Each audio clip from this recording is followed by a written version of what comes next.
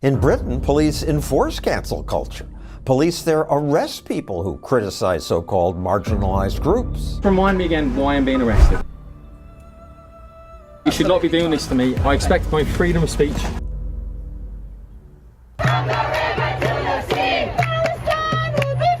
Many people say that chant is a call for genocide. Erasing the state of Israel. It's a call for the end of the world's only Jewish state and its people. If they are advocating genocide, should that chant then be illegal? The First Amendment says Congress shall make no law abridging freedom of speech. But there are exceptions. Laws forbid speech that incites imminent lawless action. Now Democrats and Republicans in the House have approved a bill saying, from the river to the sea, illegal discrimination at universities. If it becomes law, that would be something new for America. Here, even hateful speech has been legal. That's not true in most of the rest of the world. Most countries now have laws against what they call hate speech.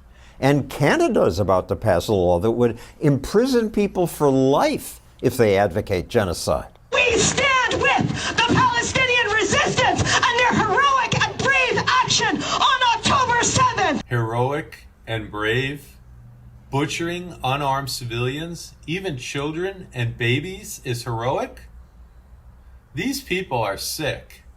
But sick or not, they still should have the right to say it. That is my firm belief. Who's going to be the determiner of who's going to be prosecuted? Canadian Ezra Levant, founder of the media outlet Rebel News, fights for free speech. Life in prison for saying the wrong thing. I'm worried about a law like that gives a politician the chance to criminalize his peaceful opponent. Some countries criminalize their opponents now. A Brazilian judge recently ordered Twitter to block popular accounts that support the former Brazilian president. This crusading judge says, take the accounts down.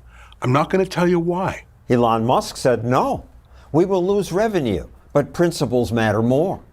He called the judge Brazil's Darth Vader, and he does resemble Vader. You believe misgendering a transgender person is a hate crime. Why? Scotland recently banned misgendering. Well, gender is a protected characteristic just as much as race. Calling her a man could get you 7 years in jail. The politician who pushed the law says, don't worry. Unless your behaviour is threatening or abusive and intends to stir up hatred, then you have nothing to worry about. Nothing to worry about unless a reasonable person views the speech as insulting and likely to result in hatred. Do you have any idea how serious this is? Harry Potter's creator sees the problem. J.K. Rowling says Scotland's new anti-hate crime law is a threat to free speech. She wrote, if the accurate description of biological sex is deemed criminal, freedom of speech and belief are at an end. This made her enemies slit her throat, says one. J.K. Rowling, not a good person. But Rowling won't back down.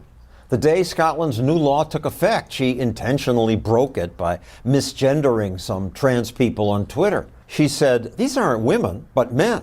I look forward to being arrested. J.K. Rowling has the wealth to fight a strong defense. She said, anyone who's charged under this, I'm going to repeat their words. Let them come after me. Scottish police chose not to. If you seek the removal of freedoms from an opponent simply on the grounds that they have offended you, you have crossed a line to stand alongside tyrants. Well, the woke left is very tyrannical. If they smell blood, they all pile on like ravenous hyenas. She and Elon Musk are the two people in the world who have done more to stop cancel culture. In Britain, police enforce cancel culture. Police there arrest people who criticize so-called marginalized groups. Remind me again why I'm being arrested. This man was arrested just for retweeting this image. 4 progress pride flags put together so they form a swastika. He wasn't supporting Nazis, just arguing that the woke movement is totalitarian. You should not be doing this to me. I expect my freedom of speech. They handcuffed him. Why did they handcuff him? Was he some physical menace? I don't think you're reducing the hate when you police it in that way. But polls show most people say, yeah, we should have rules against spreading hate. But every once in a while, the ability to speak the truth is a more pressing value, even if we're going to hurt a feeling. even if we're going to upset the apple cart. That's what freedom of speech means.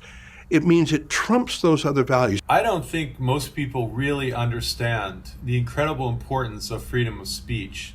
If you ask people, do you believe in freedom of speech?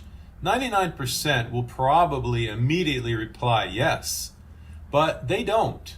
The minute someone says something they don't like, then it goes out the window. People don't really get it.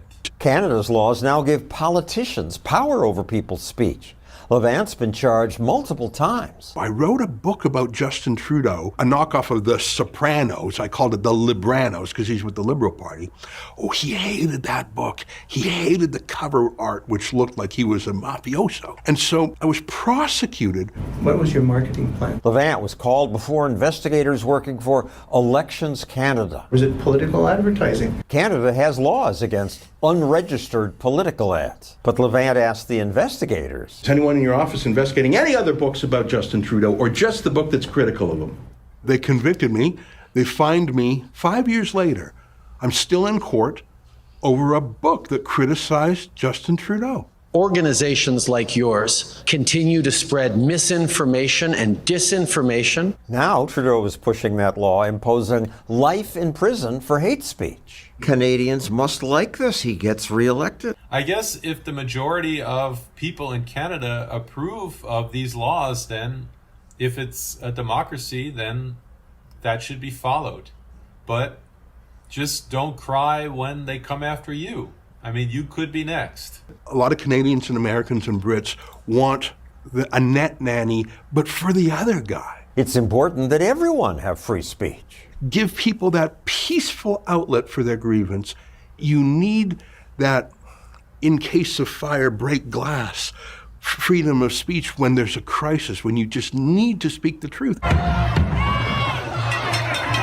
If you cork them up, if you don't let them have the safety valve of free speech, they'll explode in another way, possibly including violence. I think there's a correlation between the countries that have the least freedom of speech and countries that have violent terrorism. Free speech is a preventive mechanism that prevents an escalation of problems.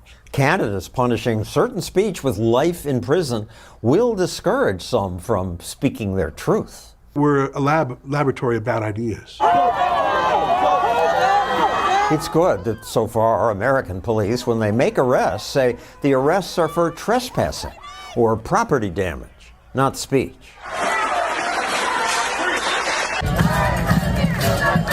I don't agree with what these people say, but I'll defend everyone's right to say it. It should not be against the law to be an a-hole and say a-hole things and offensive things if we so choose. To learn why you're most likely a microaggressor, click here and I will see you over there.